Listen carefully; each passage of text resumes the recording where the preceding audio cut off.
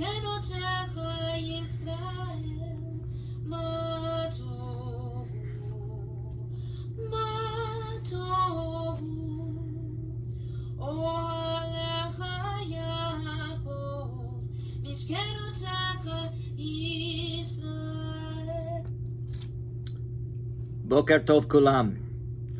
Good morning and welcome everyone. Shabbat Shalom. My name is Philip Rice. They call me Rabbi Flip, and we gather together this morning for some BLT. That's bagels. I had half of mine already. Love. And I am sending you love from Congregation Micah. And Torah, where we gather often on Saturday mornings to enlighten each other with sacred words from our tradition. We always like to begin with a little bit of brain candy, and so I've selected a portion from Floating Takes Faith, Ancient Wisdom from Modern World by Rabbi David Wolpe. Normally I have this Xeroxed portion passed out amongst everybody, but today I visit you virtually via the YouTube channel, and we will do as we normally will do, although not in live time and not in discussion. We'll immerse ourselves in words of Torah. And so to do that officially, we begin with a sacred blessing. Please join me. Baruch atah Adonai, Eloheinu melech haolam, asher kiddushanu b'mitzvotav, v'tzivanu la'asok b'divrei Torah. So Rabbi Wolpe writes, Insight at Quiet Times. In his book, Darwin's Dangerous Idea, the scientist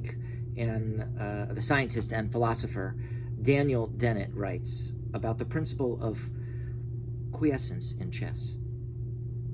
A good chess player will always look a few moves beyond any flurry of exchanges to see what the board will look like when it quiets down. Dennett asserts that there is no similar principle in life. Life is always in flux, he says, and there's no still moment that defines an endpoint to evaluate what is likely to be in the future.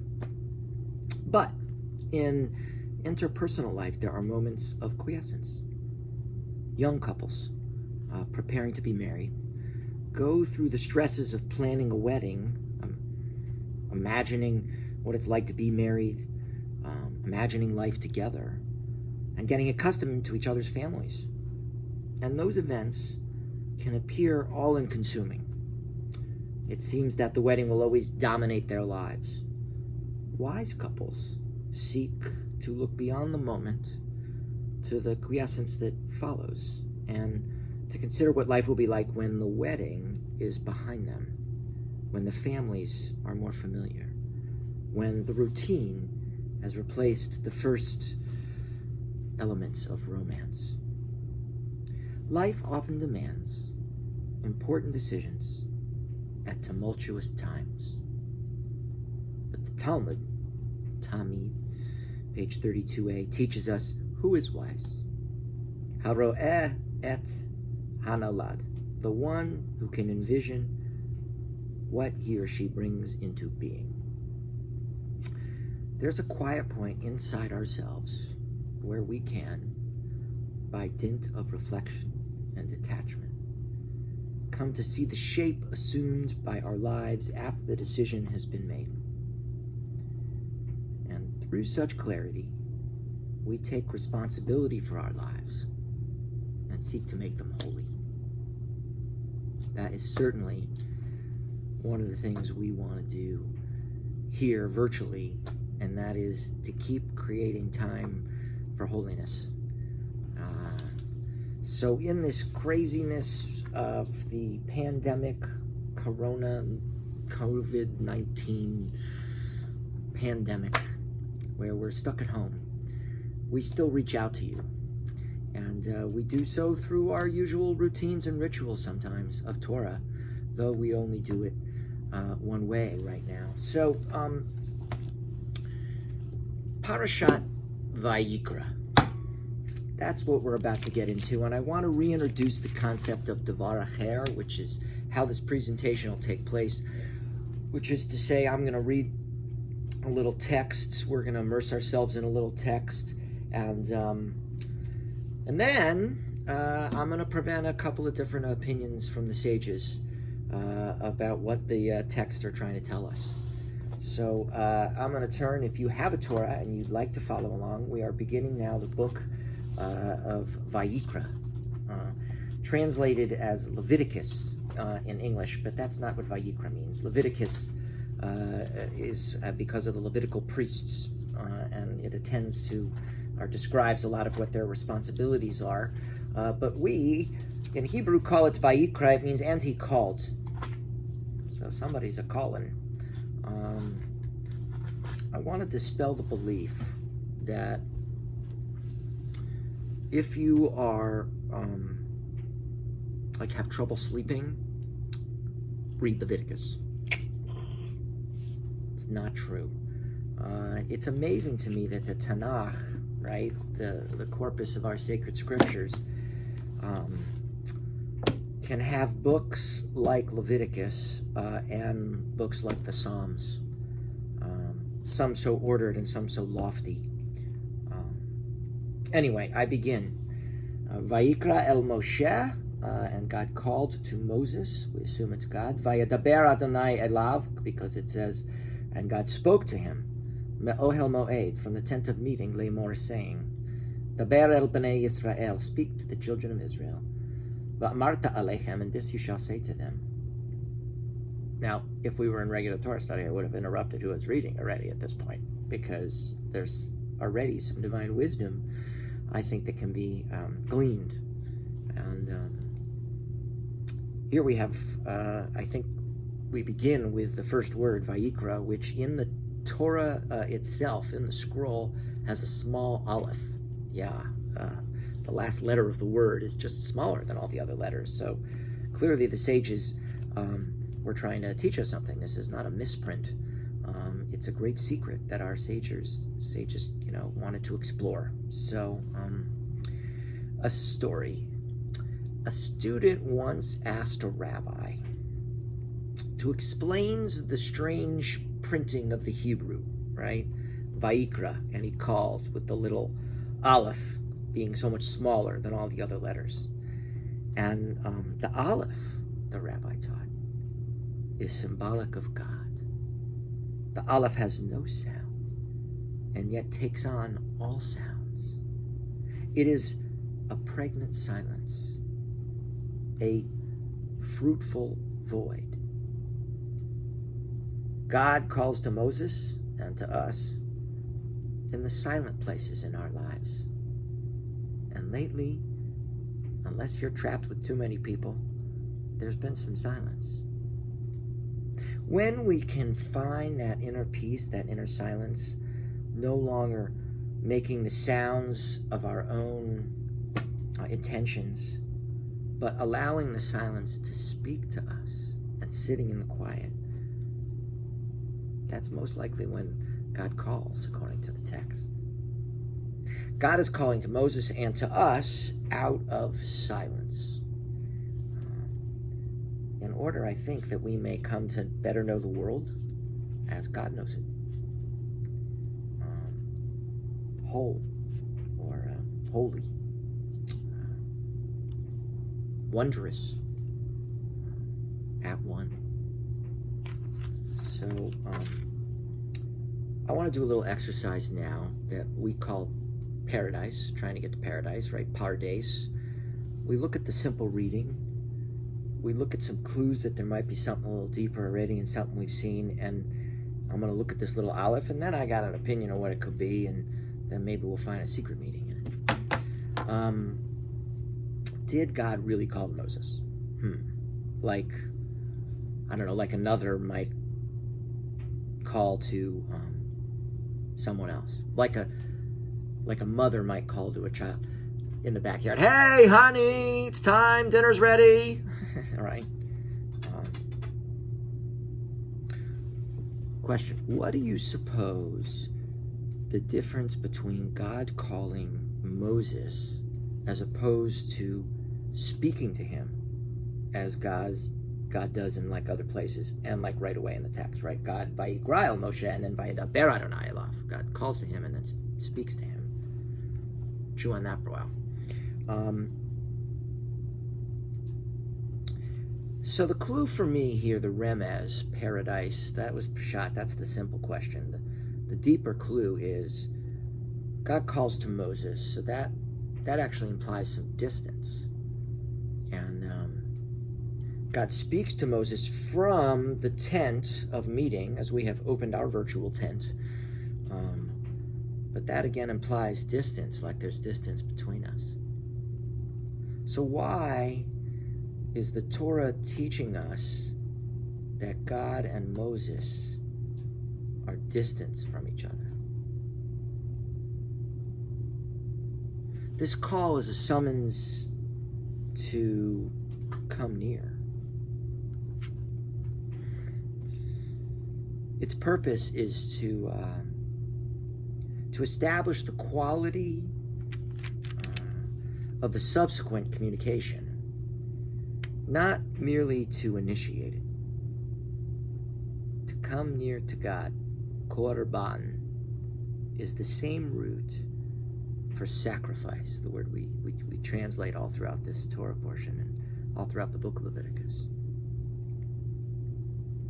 But in order to sacrifice, one must ascend the steps of holiness. One must draw near, come close, and closer.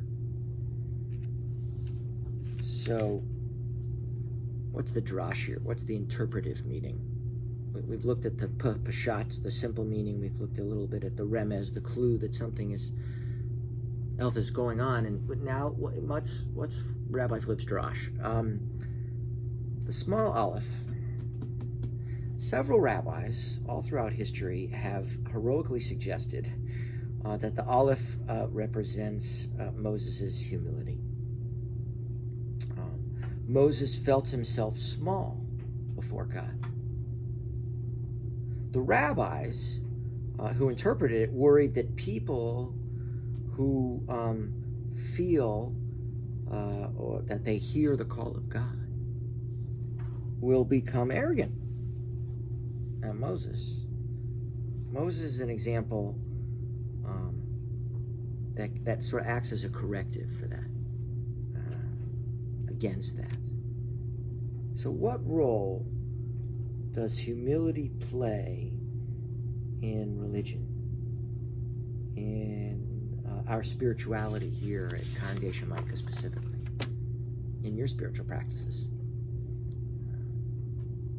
That's where we get to the secret stuff, right? That's the sod, paradise. If only we can attain it. There are some who say that the tiny aleph suggests that God's call came as a whisper. What do you suppose is the key to hearing the whispering voice of God? Do you believe that God calls people?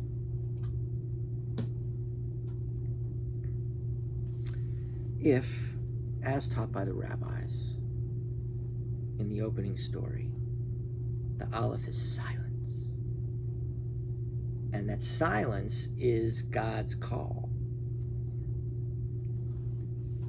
how, if you are cramped with others, are you going to find the quiet moments,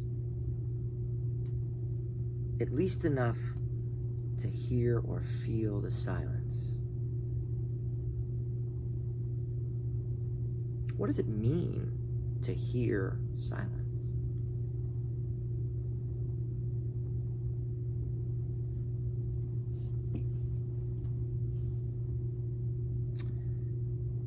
Some concluding thoughts on this.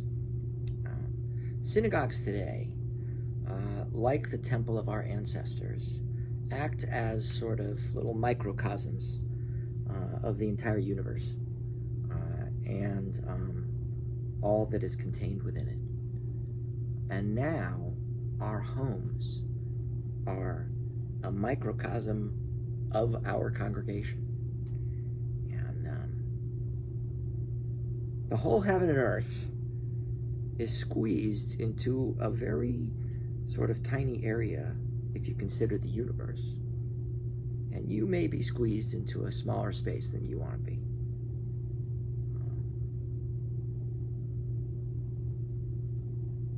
So, with all the people there, or maybe you're alone, can you sense God's presence? God tells Moses to write the word Vayikra with a small aleph, because God wants to enter the physical world. God wants to tell the humble Moses to come near, to find, or at least seek holiness. It's only because the distance between the heavens and the earth has become reduced, right, through human effort and divine effort, that Moses is able to respond to the summons and actually manage to close the gap that is as wide as the universe. Our patriarch Jacob did it with the ladder. I think we have the opportunity to do it in the little temples that are our homes. And sort of just like you cannot have sacrifices without the temple, or vice versa, it would be impossible to maintain your home or our congregation without sacrifices. So listen for the silences in your sacred space, now and always. And the sages teach, know before whom you stand.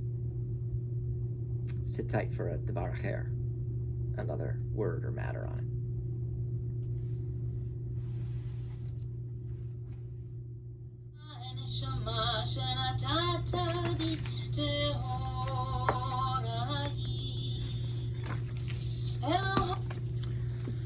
Shabbat Shalom again. I offer these words from a book called Ancient Secrets. They're by a former mentor of mine and Rabbi Lori's. He used to be the chief chaplain at Cedar-Sinai Medical Center in Los Angeles. His name is Rabbi Levi Meir, and he writes, in English, Vayikra is known as Leviticus, named after the tribe of Levi, whose members, the priests, supervise the rituals in the sanctuary and later in the temple. Thus, Vayikra, Leviticus, represents the call to come closer to God through the means of various rituals and sacrifices. It's interesting that the Hebrew word korban, often mistranslated as sacrifice, comes from the root karev, meaning to come closer to God. A lot of people who read the book of Leviticus get lost in the details or are put off by the talk of animal sacrifice. They see the laws as meant for ancient, more primitive peoples and irrelevant to today's worlds. But it has to be kept in mind that in the ancient world of the Israelites, sacrifices of animals, birds, or foodstuffs were external manifestations of the desire to relate to a divine being. Along with the sacrifices, the people also offered meditations, reflections, and prayers. Of course, no one has taken turtle doves or flour cakes to the temple in some 2,000 years, not since the Romans destroyed Jerusalem. But the prayers remain, and the reason they are offered, with or without sacrifice, is as relevant today as it was in ancient times. When we read passages in Leviticus, we see that the sacrifices were intended to represent all manner of human feelings and behavior. Thus, the Bible tells us that religion is linked to every aspect of life. All too often, people make the mistake of trying to separate the ritual observance of religion from life, as if ritual observance can be compartmentalized and separated from human feelings and behavior. Of course, fully secular people simply dismiss the ritual as irrelevant. But many religious people see the ritual as also too strict a religious requirement, not an act rooted in the realities of life. Sigmund Freud, who has been accused of abandoning his religion, defends himself in this way. And if a questioner should ask me, what Judaism, if any, remains a part of you, since you have relinquished all that you have in common with your people, I would answer, still very much, almost certainly the core and the essence. Freud felt that his groundbreaking psychoanalytic work fulfilled the core and the essence of what Judaism was meant to be. He felt that in his daily work he was dealing with the realities of life, that is, the true purpose of the rituals and sacrifices in the first place. With that in mind, let's take a look at the 6 types of sacrifices the Bible, the Torah, describes, and relate them to the realities of our own lives, to discover new ways we might talk to God or come closer to the divine feelings, and offer God something of ourselves, and thus growing in our spirituality. The burnt offering, called olah, after the Hebrew word meaning to go up, like aliyah, is the highest form of sacrifice. When we offer an olah to God, we are not pleased with where we are in life in relation to this divine being, and we're striving to become more spiritual. Sometimes, though, the olah, through it, we express our desire to keep climbing and to keep coming and trying to come close to God. We can make this offering through prayer in a synagogue, a church, or a meadow. We can make this offering by striving to imbue ordinary things with the divine. We can make this offering through our life's work, like Freud, through creating a spiritual atmosphere in our homes, or through music, or poetry, or art. The meal offering, called mincha, meaning gift to God, brought with the frame of mind that we want to express our gratitude for all the good things in our lives, such as food or shelter, comfort, safety, and security. When these things are going well, it's easy to take what we have for granted. All too often, people show up at religious services when calamity has befallen them, but rarely does a person show up simply to express gratitude. I have often observed the same phenomenon among patients in the hospital. In most cases, only when life is threatened do they begin to appreciate its gifts. One cancer patient told me, after weeks of chemotherapy and confinement to bed, that just walking outside and feeling the sun's rays felt special. Previously, he had taken it for granted, rarely remembering to thank God for the gift. An old Jewish tale tells of a poor farmer who had a large family that was crammed together in a small space, making life very uncomfortable. The farmer went to his rabbi for advice. The rabbi told him to take his sheep, his cattle, his chickens, and other animals into his house. The man and his wife complied. And suddenly there was no room for anything, and the house was filthy and noisy. The man returned to the rabbi, reporting the life was now impossible, and the rabbi advised him to remove the animals, and the man once again complied. And a short time later, the rabbi met the man on the street and asked him, "How are things?" "Wonderful," the farmer replied. "I have never realized how much room we actually have." The Thanksgiving offering, called the Todah, after the Hebrew word for gratitude. It's a thank you to God, following a narrow escape. Yeah. One day I was riding in a car with a friend, and he pulled out too far into traffic, and he was hastily backing up to avoid being hit in an elderly female pedestrian crossing behind his car. Either he forgot to look in his rearview mirror, or he missed seeing her because of a blind spot, but he almost hit her. And we could both feel the electricity coursing over our nerve endings as we realized what could have happened. And we immediately said a short Todah prayer.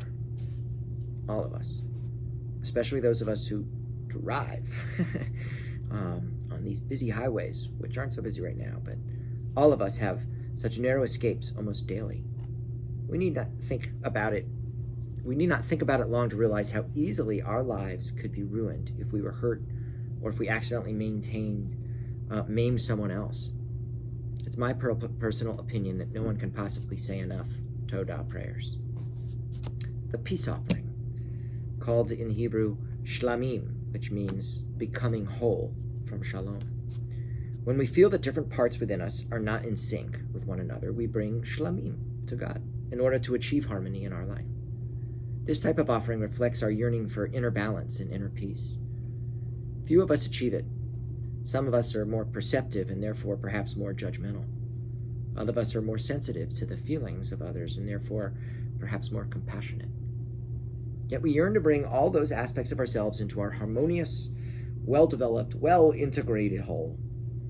An offering of shlamim helps us to do so. It's never too late to develop the undeveloped parts of ourselves. Rabbi Akiva spent his childhood and young adulthood as a shepherd. He was illiterate until the age of 40, when the opportunity to begin learning Hebrew was presented to him. He wondered if it wasn't too late to learn, but decided to go forward, and eventually he became one of the greatest biblical scholars who ever lived. Anna Mary Robertson Moses spent most of her life as a farmer's wife.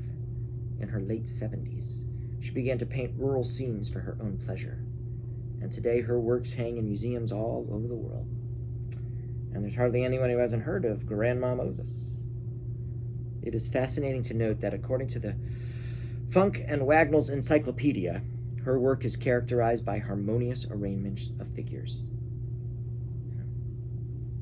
The sin offering, called chatas, from the Hebrew word chet, meaning sin, and also to miss. We bring a chatat when we have missed the mark. We shot an arrow, landed in the wrong place, metaphorically speaking, of course. We are sorry we didn't aim better.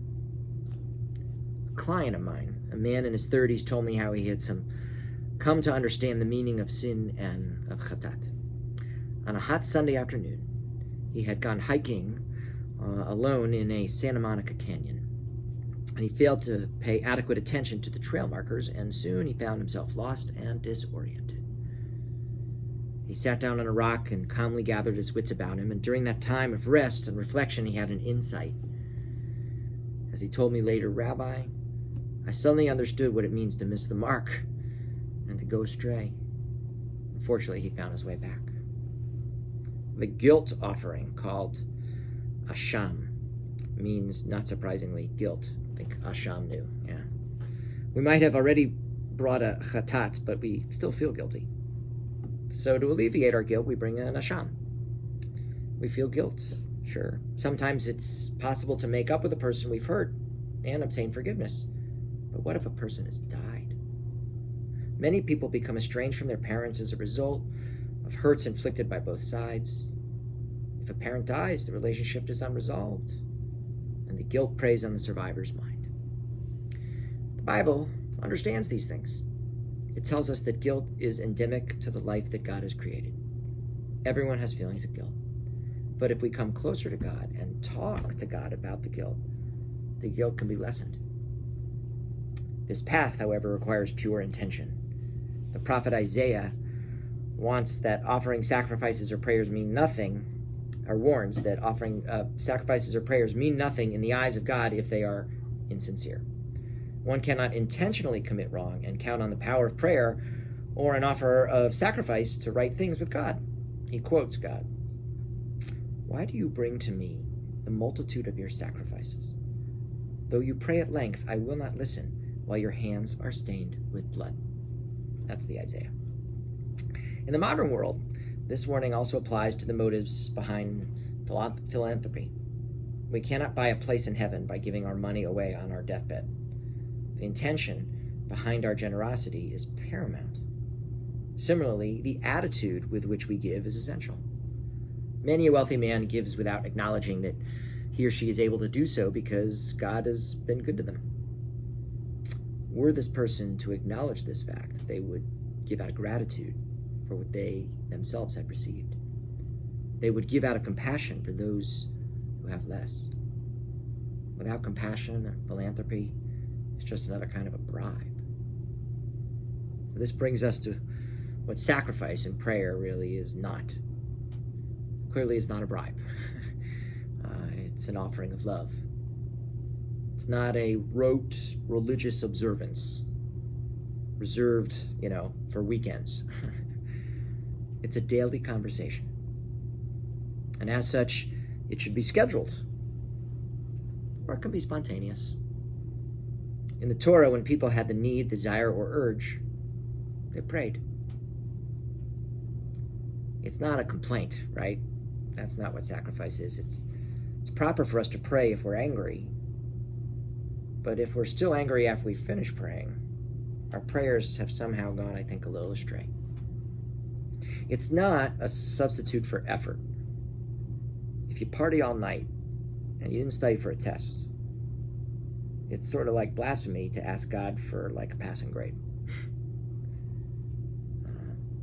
It's not a one-way street, right? Prayer is not a monologue. Prayer is a dialogue, and God does answer us. Our job is to attune our inner ears to hear Him. Prayer is also not socialized medicine. As the late Israeli professor Yehoshua Leibowitz once pointed out, prayer is not like walking into a clinic and getting the prescription you requested. Prayer is sharing your life with God. And finally, prayer is not a guarantee. As the country and western ballad by Garth Brooks goes, sometimes God's greatest gifts are unanswered prayers. God knows best which prayers to answer. Some thoughts on the portion, some ancient secrets about coming closer from a book called Ancient Secrets by Rabbi Levi Meir. Zikronah L'Bracha, may his memory always live on as a blessing.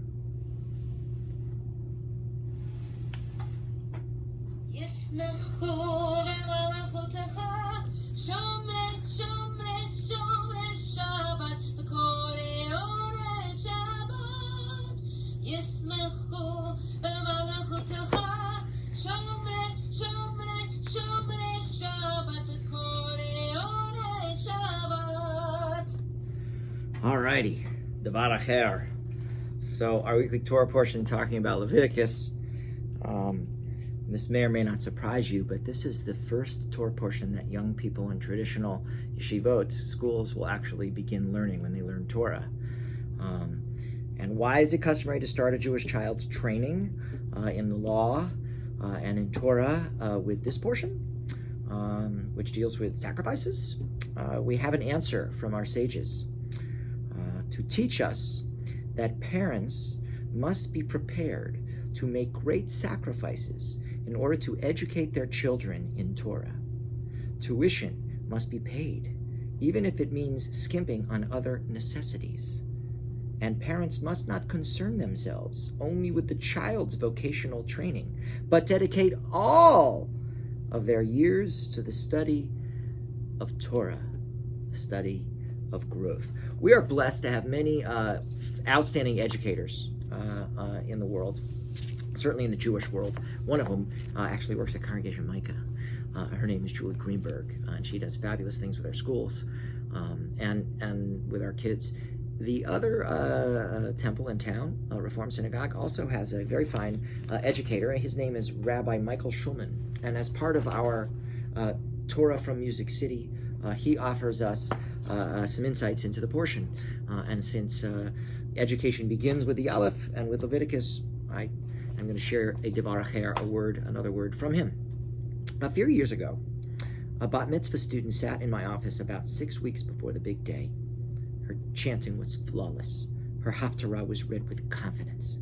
The 7th grader was definitely ready. When we came back to the discussion about writing her Devar Torah, her speech, we hit a roadblock. Her Torah portion was from the book of Leviticus, from Parashat Vayikra. And this is not an easy portion. So I asked her to read some of it aloud. The burnt offering shall be flayed and cut up into sections. The sons of Aaron, the priest, shall put fire on the altar and lay wood out upon the fire, and they shall lay out the sections, with the head and the suit on the wood. Its entrails and legs shall be washed with water, and the priest shall turn the whole into smoke on the altar as a burnt offering. The Torah continues to talk about the variety of sacrifices to be made at various times for various reasons in very graphic detail. Now you can well imagine the thoughts going through the mind of that future bat mitzvah. Well, our challenge today is exactly the same as that of our B'nai Mitzvah students. That is to read the same verses from our sacred tradition and study them as did our sages of years past.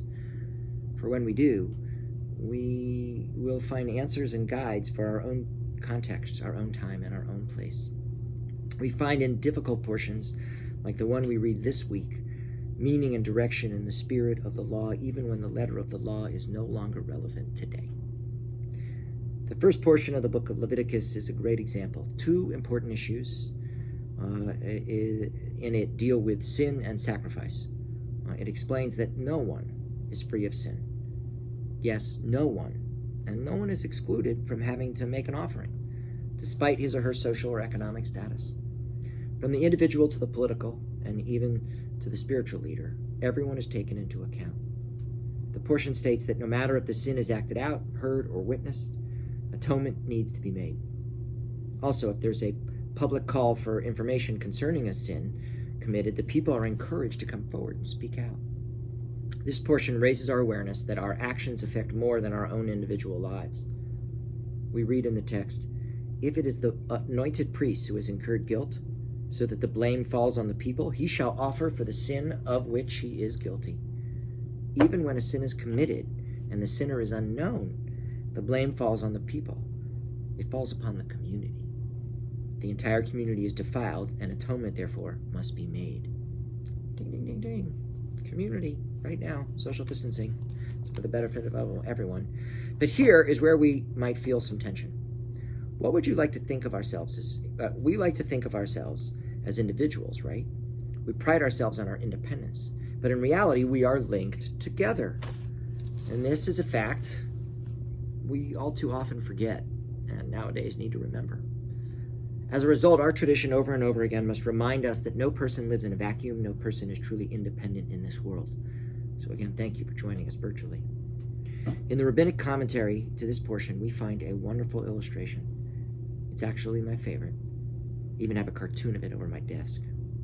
The story told by Rabbi Simeon Bar Yochai imagines a ship and her passengers. Sailing along on the open seas, one of the passengers takes out a boring tool and begins boring a hole underneath the seat. And when his fellow travelers notice this, they say to him, "Excuse me, but what are you doing?" And the borer responds, "What business is it of yours? I'm not drilling underneath your seat." "Well, of course," the passenger retorts. "We object to this action because you will flood the whole ship on us." The lesson here is that we must always remember that quite literally, we are all in the same boat. Maybe that's where the phrase comes from in the first place. And if not, clearly during this time, when there's a pandemic, it makes sense. We're all in the same boat. Baruch atah Adonai Eloheinu melech haolam, asher bachar bimim tovim, v'ratza v'divreihem hane'emarim be'emet. Baruch atah Adonai habocher b'Torah u'Moshe avdo u'Yisrael amo u'b'nbiei ha'emet b'tzedek.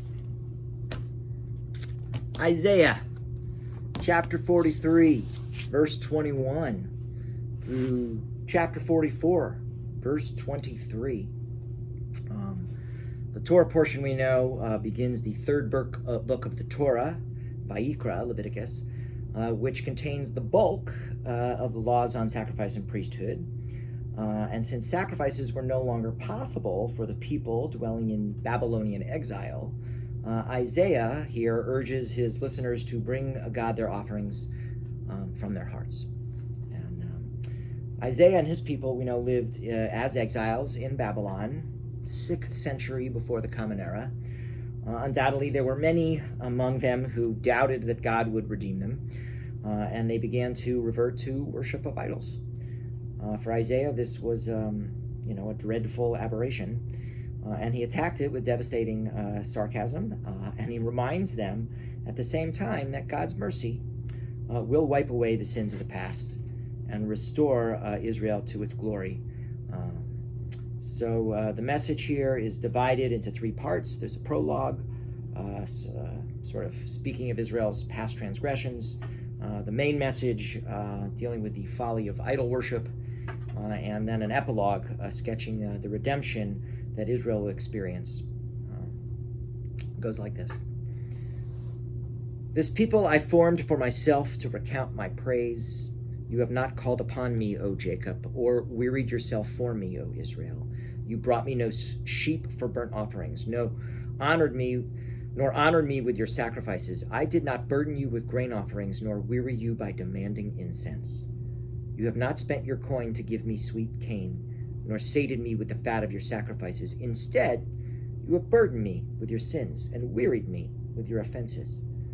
I am the one who blots out your transgressions for my own sake, and your sins will I remember no more. Now, if you think you don't recall your merits, help me remember. Let us arrive at judgment, state your case, and justify yourself. First, your ancestors sinned, and your leaders have rebelled against me. So I degraded the temple chiefs, made Jacob an outcast, surrendered Israel to mockery. Listen to me now, O Jacob, my servant, Israel, my chosen one. Thus says the Eternal, your Maker, who formed you from the womb and will help you. Have no fear, Jacob, my servant, Jeshurun, my chosen one. As I pour water on my thirsty soil and streams out on dry ground, so will I pour my spirit on your descendants, my blessing upon your offspring. They shall flourish amidst the grass like willows by flowing streams. One shall say, I am the Eternal's, and take the name Jacob. Another shall write for the Eternal on his hand and be known as Israel. Thus says the Eternal God, Israel's sovereign and Redeemer, the God of heaven's hosts. I am the first, I am the last. There is no God but me. Who is like me? If there is someone, declare it, proclaim it, confront me. Since I founded the ancient people and created things yet to come, let them foretell what they shall be. Do not be afraid, do not tremble, you are my witnesses. Did I not tell you from old? Did I not declare it? Is there any God or any power but me? I know of none. Those who make idols, the things they are so fond of, all of them naught.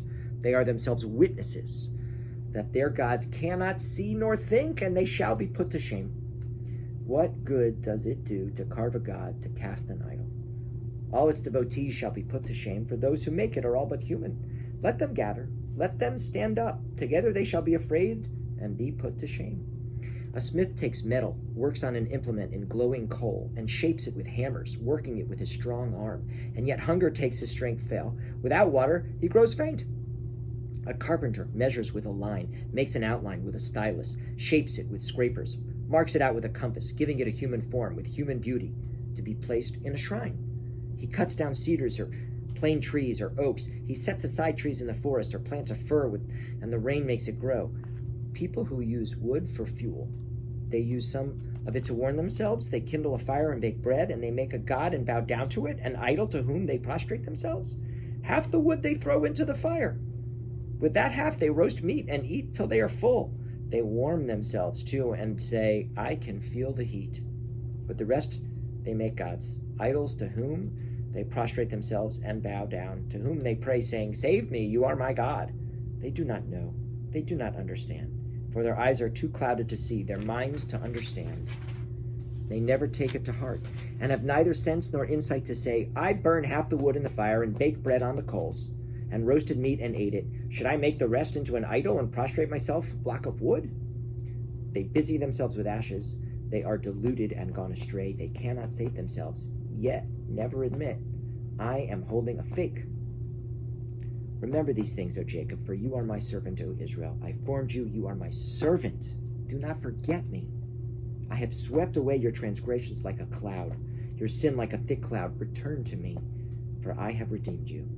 Shout for joy, you heavens, for the Eternal has acted. Shout in triumph, you depths of the earth. Break out in joyful song, O hills, O forest and all its trees, for the Eternal has redeemed Jacob and is glorified in Israel.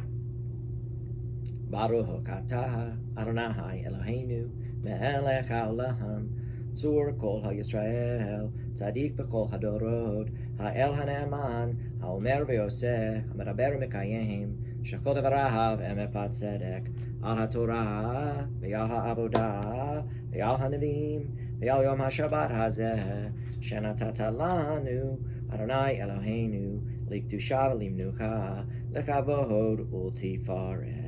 Al hakol Adonai Eloheinu likdusha v'limnucha lekavod ultifaret. Kol Adonai Eloheinu Baruch Atah Adonai Mekadesh HaShabbat.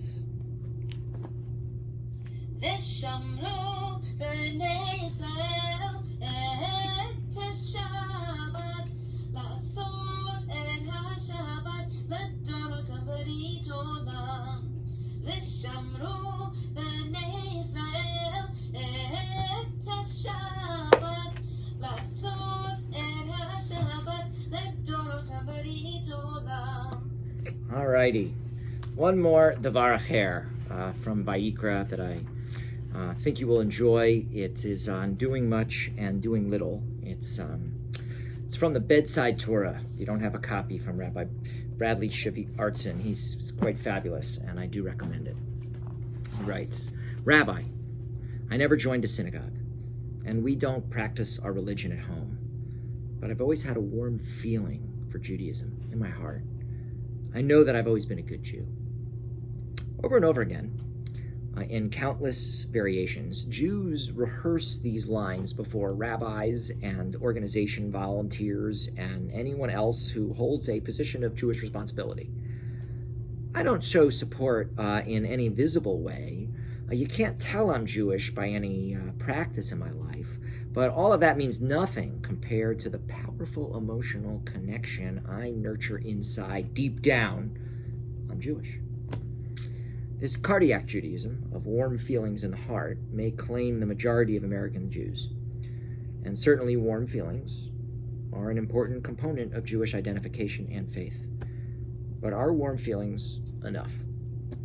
Our Torah portion offers a useful distinction between the role of warm feelings and the need for tangible signs and actions that nurture and transmit those feelings across the generations and throughout a community. The book of Vayikra opens with the description of the animal sacrifices that the Kohanim, the priests, were to perform in the tabernacle and in the Jerusalem temple. One of those sacrifices was the Olah, the whole burnt offering. The Olah was a voluntary offering, brought by a Jew who had a specific need to bring to God's attention. The perceived danger of standing in the presence of God was mitigated through offering a pleasing sacrifice that would focus God's attention on the needy Jew. Thus, the Bible elsewhere refers to God as the one who, quote, responds with fire. The range of possible offerings for this attention getter went from full-grown cow, which only the very wealthy could afford, to the pigeon, which was easily accessible to anyone. And any one of these animals was acceptable as a burnt offering. Why? Noting this remarkable commitment that all Jews should be able to use the sacrificial system to gain access to God, the Talmud remarks, it doesn't matter to God whether one brings much or little, so long as one's heart is directed toward heaven. Taken by itself, that line in the Talmud appears to justify doing the minimum.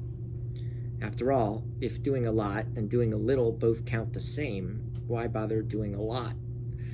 Additionally, this passage seems to place intention above deed, raising the responsibility that if a person has the right intention, there may be no need for action at all. There are many who champion this position today. Religion, we are told, is an affair of the heart. What counts are private feelings. Within Jewish circles, this Talmudic passage is often quoted as justification for religion stripped of ritual or obligation. Yet such a view misreads both the Talmud and the role of religion. The Talmud is here speaking about a ritual bein adam lamakom, between humans and God. Few would argue that in the realm of bein adam lachavero, ethics or social justice, a little and a lot are the same. There's a big difference between giving 10% of one's income to charity and giving 20 or 30%. Regardless of one's intentions, it's better to give a lot. But what about the realm of ritual, of prayer? Shabbat, kashrut, those kind of things, other mitzvot that comprise traditional Jewish expression. Is a little as good as a lot? If the goal of Judaism were simply the feelings of the individual, the answer would have to be yes. One can feel favorably inclined as a Jew without a lot of Jewish practice. But is that really the only or even the highest Jewish goal? What of the need to instill Jewish values? What of the need to teach self-restraint?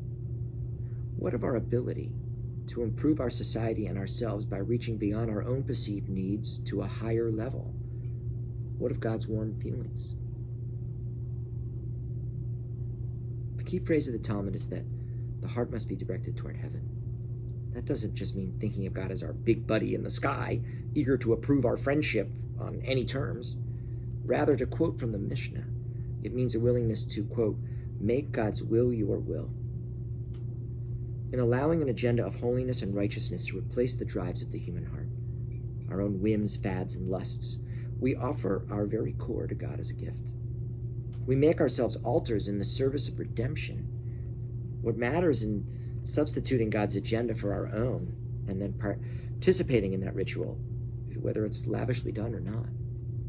You don't have to serve 2 main courses, but have a Shabbat dinner. You don't have to eliminate poverty by yourself. Give some charity as much as you can. You don't have to have 2 sets of china, right? But keep a separate set for Passover. The value of the specifics is not in its size, but without some sacrifice, there can be no values. Thank you, Rabbi Artson. Thank you to all of the sages who have contributed to the conversation, the Davar Acher, that is the other matters as we approach text. I want to thank you specifically for taking the time to watch me and wish you safety and health and a little prosperity and flourishing even in these times of social isolation. We are here, we being Congregation Micah, we being your clergy. We continue to offer programmings on different platforms, and I hope you continue to take advantage of them. We are, of course, open to all feedback. Things that you like, please text me, call me, email me. Things that you don't, Celia Lurch or Rabbi Lori are always available. All right, Shabbat Shalom.